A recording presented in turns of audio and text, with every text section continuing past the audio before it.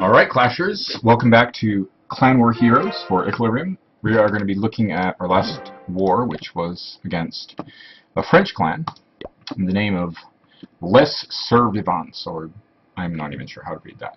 But yeah, they were active until the end. It's not like they just gave up the ghost like Germany, but they just weren't that good at attacking, so they only got 57 stars. Taking a look at the Clan Wars, we have 80% destruction. Our average destruction was quite low. We normally have around 90, but I think midway we kind of started going for easy 1 stars for loot because we were so far ahead that they had no chance of coming back. So we do that a lot in our clan. We just go sniping if it seems like there's really no way we can lose. Yeah, so let's take a look at the attacks. After these 2 attacks, we're going to be I'm going to be showing you guys some modifications I've been making to my Town Hall 9 base, which I've covered in the last video. Alright, so the first attack is from J. Barakwi, or not sure. Barakwi maybe, and J is his initial or something. Alright, most heroic attack, here we go. Wow, that's a big base. Alright, so he sends in a hog to trigger the clan castle. Yep, okay, so 1 isn't enough, obviously. Sends in another one. That also triggers another 2. In this kind of situation, what I would do is I would just send in like 2 or 3 to begin with.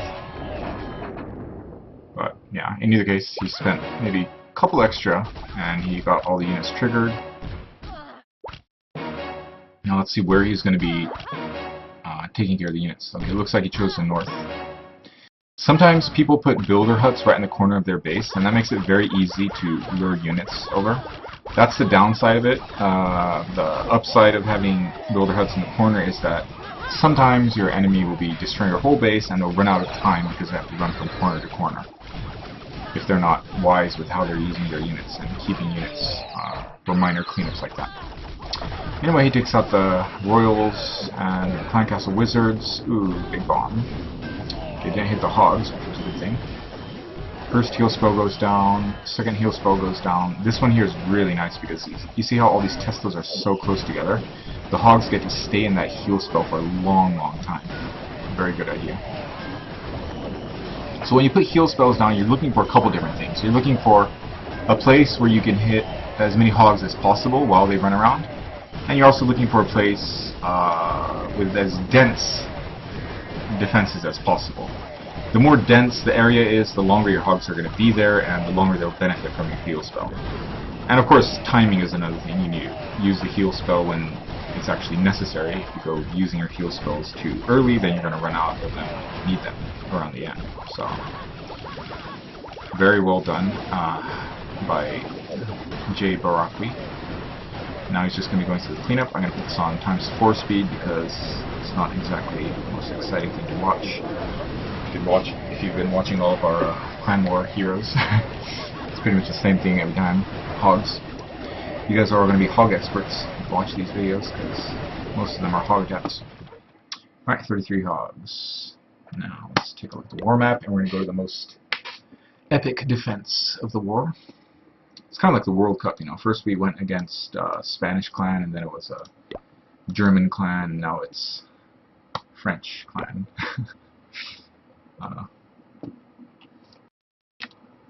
Alright, so this is Cameron. Cameron was in our... No, she joined pretty earlier on, actually. Alright, so the opponent uses his hero in the very beginning. Heroes have high DPS, so it's nice to put them down after giants as much as possible. The reason why is, okay, the queen has really good DPS, damage per second, but she doesn't have good health. So it's one thing to use the Barbarian King as a tank to take damage while you back up with archers, but the queen, you don't want to do that. The queen, you want to have it as a high, you know, like a support unit in the back. Okay, so this player, Jay, I can't even read his name, it's just confusing, so I'm just going to call him Jay for short. He did not deal with the clan castle. You see that? That that dragon has been alive for too long. And thankfully, that dragon didn't take out all these giants. It got distracted with some archers over here, but that could have been very bad if the dragon was like chasing these giants around right now. So that's fail number one. It's not dealing with the clan castle. A lot of barbarians, archers, and goblins. Question mark. Goblins. In Clan War, I would only use like 5 goblins max for cleaning up outside collectors. Also, ooh, look at that, see? I'm not sure if he had heal spells or not, but in that kind of situation, you want to pop the heal spell down right there for the barbarians. They already got splashed with mortar shot or something over here. And that's it, 43% damage, not a single star. So, yeah. I'm pretty sure this player could have gotten at least 1 star, and possibly 2, if he played it right. If he put his queen down behind the giants, dealt with the clan castle unit first, he could have, you know. And if he used his wall breakers, I don't know what he did with his wall breakers here, but that's only 3 layers to the town hall, so he should have been able to quite easily get to the middle right there with 8 wall breakers. Anyway, good defense by Cameron. And now we're going to go on to review the changes I've made to my Town Hall 9 base. It's nothing major, but okay, so here is the new Town Hall 9 base. The previous one, the only thing that's different really is these wall sections. In my previous base, I think it was something like this. I think around here there were the giant bombs, and then my wall went in like this, and then continued on straight over here. But what I did was I modified the core of my base. Well, I don't know if you want to call it the core, but this area here. I moved these walls in a little bit, and I shuffled the buildings around so that I could fit 2 giant bombs without making this part of the wall go out, which makes it less obvious where the giant bombs are, first of all. Secondly, it also allows me to use more wall in other places. I have more wall because I don't have to have that little twist right there. So for those 2 reasons, it's a good thing. And this base right here, you know, it's got 4 locations where the giant bombs can be. They can't be here. They can't be side by side here, at least, because that's only 6 hexes right there. But over here, it can be here, it can be here, it can be there, and right there. So you can change around the positioning if you want. Another good thing about leaving all these spaces open is that the attacker doesn't know where the giant bombs are going to be. And that mystery of where the traps are, them not being able to figure out where your traps are, is a small psychological advantage. If they don't know where your traps are, then they feel a little more uneasy about attacking your base. So yeah, that's what I did with the outside wall. As far as walls to the center, there's only 2 walls that you need to break through to get to the center. This is a farming base. If you want, you can move in your town hall and move out an archer queen or barbarian king, like that. So it's pretty easy to change it into a trophy base if you want. Okay, another couple changes I've made is with the core. I have moved the mortars to the very corner, and the reason why I did this was because the entry points for this base are often, you know, north, south, east, or west, right? It's not going to be north. Like, they probably won't enter here, or the chance is less likely. So I thought by putting the mortars in the corner, I can have better coverage all around here. See how the mortar just hits pretty much this whole side? Whereas if, for example, the queen was not there, and if the mortar was here, which is where it was before, then it doesn't hit the edges right here. Like, it doesn't cover the wizard tower. If the wizard tower is being hit by giants or barbarians. Anyway, it's a very small modification, but I think it's going to be worth it in the long run. So the mortars are on the sides, and the air defenses used to be right here, but they swapped. So now the air defenses are a little bit closer together. And I think that's about it as far as the modifications I made. I also moved my clan castle up 1 hex, so I switched the middle around, kind of like a mirror image, with the mirror being right in the middle. And yeah, I think that's about it.